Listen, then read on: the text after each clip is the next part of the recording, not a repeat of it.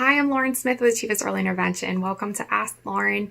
Today's question comes from a family who explains every time they get in the car to go different places, if they have to pass an area that the child really likes, that the child tantrums, and it makes the car ride really difficult for the family. They're wondering what they can do to help the child understand the schedule of the day.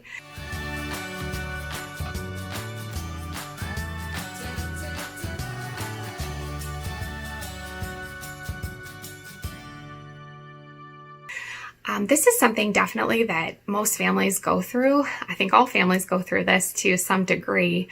But it is important to understand the stage of development that your child is going through. I explained in another video that under the age of 2, kids are in a very egocentric stage of development. They haven't hit the stage yet where they understand that people, have things and feelings outside of their own. So when they see something that they want, they think that they can get it immediately. Waiting can be extremely hard for them. So definitely something to think about. Another thing to think about is the complexity of language. Usually in language development, kids are able to understand, what an object is to a word and be able to make that connection because they're hearing the word and they're immediately seeing the object. But, we're kind of giving them more language and then something that's more abstract. We're telling them we're going somewhere, but they're not immediately seeing it. They won't see it, for a period of time until we actually get there. So I would say things that can be helpful is breaking the language down, trying to minimize it.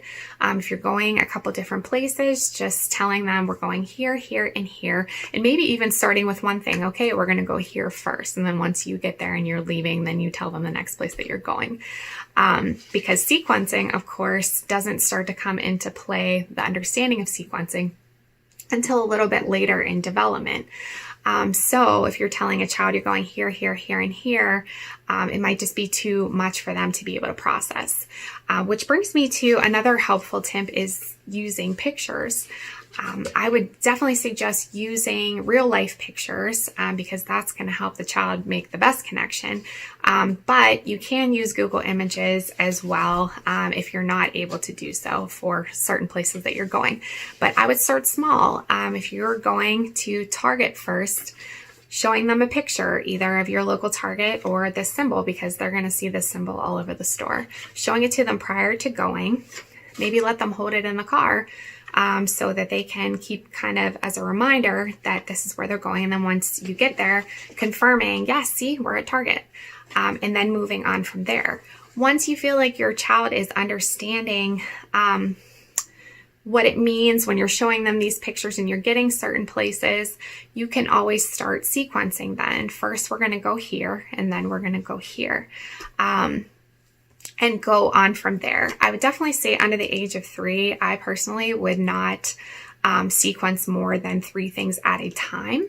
That's not to say, after you've done those 3 things that you can't then add on 3 more things after that. But in terms of talking to your child, 1 to 3 things based off of what you feel like they can understand. And then moving on from there. So if you're going to Target, Grandma's house, the car wash, and back home, only talking to them about those 3 things first. And then again, once some of them have happened, then moving on from there. So I think this could be helpful. Another thing I think would be helpful is looking at your schedule for the day and making sure that you have some things plugged into there that appeal to the child.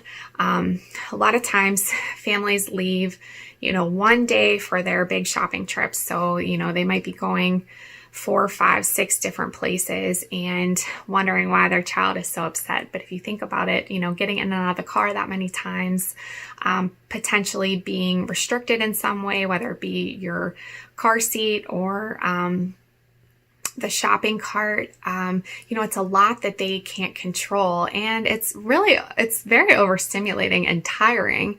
So we definitely have to take those things into consideration. So if you're able to break your shopping day, up and do a couple days a week, I think this would really help. If you absolutely have to do it all in one day, I would say definitely take breaks and do something that appeals to the child.